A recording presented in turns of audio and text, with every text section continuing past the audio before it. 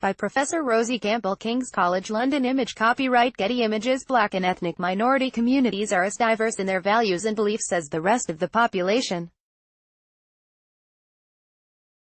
So, why do these voters overwhelmingly support the Labour Party over the Tories? The Conservative Party faces a serious challenge when it comes to securing the support of non-white voters. About 3/4 vote Labour, while fewer than 1 in 5 vote Conservative, according to the 2017 British election study, BES. Unless the pattern changes, this is a headache for the Tories which could worsen in the long term, as the non-white population increases.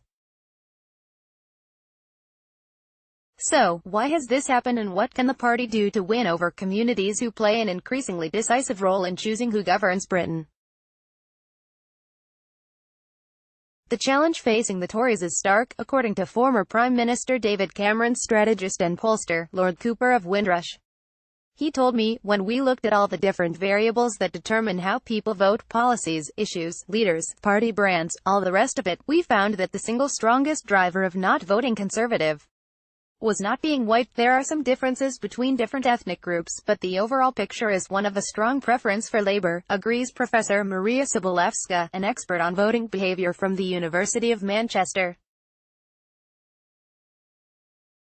It can be difficult to obtain reliable data showing how ethnic minorities vote as half live in only 3 cities, London, Birmingham and Manchester, meaning that a UK-wide survey includes disproportionately few such voters. The 2017 BES study suggested that 76% of non-white voters backed Labour, while only 17% voted Conservative. This is based on a survey of 1,061 respondents who voted, of whom 84 were from ethnic minorities. The most systematic study was the 2010 Ethnic Minority British Election Study of 2,700 voters, which suggested 66% supported the Labour Party, while 16% voted Conservative and 14% Liberal Democrat. This is something of a conundrum for the Conservative Party as, in recent years, it has made significant efforts to increase its appeal. David Cameron made the parliamentary party more diverse, raising the number of Conservative ethnic minority MPs from 0 in 2001 to 17 in 2015. He also asked MPs to focus more on the needs of different communities. Image copyright Getty Images. Theresa May has continued these efforts by commissioning a racial disparity audit to look at inequalities in the UK. Under Mrs May, the number of Tory ethnic minority MPs has risen again, to 19. They include the first person from an ethnic minority to become Home Secretary, Sajid Javid. Furthermore, many of the ethnic minority political activists I spoke to stressed the importance of aspiration within their communities. It is an ethic that many consider complementary to Conservative values. Ola Colade, a 27-year-old Tory activist in Croydon, told me, the Conservative Party have a positive message about opportunity, about ambition, and this is why I stood up last year and said I'm not going to be a shy Tory anymore, I'm a proud Tory. What then is going wrong with Conservative Party strategy? Historical events. Image copyright Getty Images. In my interviews with Conservative activists, a number suggested that ethnic minority voters had given the Tories a wide berth because of historical, and not so historical, events. Lord Cooper believes the party's reputation may have been damaged by everything from Enoch Powell's anti-immigration rivers of blood speech, to Norman Tebbit's suggestion that Britons of South Asian origin are not sufficiently integrated if they support the India or Pakistan cricket team, rather than England. More recent events such as the Windrush scandal, when some migrants from Commonwealth countries were wrongly categorized as illegal immigrants, and Boris Johnson's comments comparing Muslim women wearing burqas to letter boxes, make this issue of perception an ongoing challenge.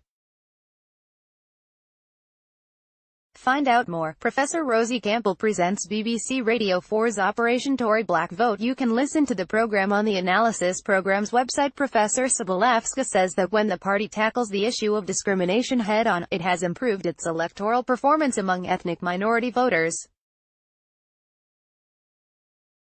For example, Mr. Cameron's emphasis on equal opportunity and addressing racial discrimination helped improve the party's standing with ethnic minority voters.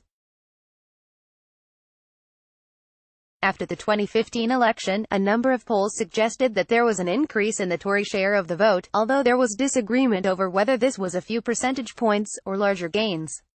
It raises the possibility that steps being taken now, like proposing legislation to require employers to reveal figures for their ethnicity pay gap, could help. More like this, a growing problem identifying and addressing the causes of the lack of ethnic minority supporters is a long-term challenge to the Tories. At the time of the 2011 census, the most recent, 14% of the UK population were from ethnic minority backgrounds, but projections suggest that by 2051 between 20 and 30% of the UK population will be non-white.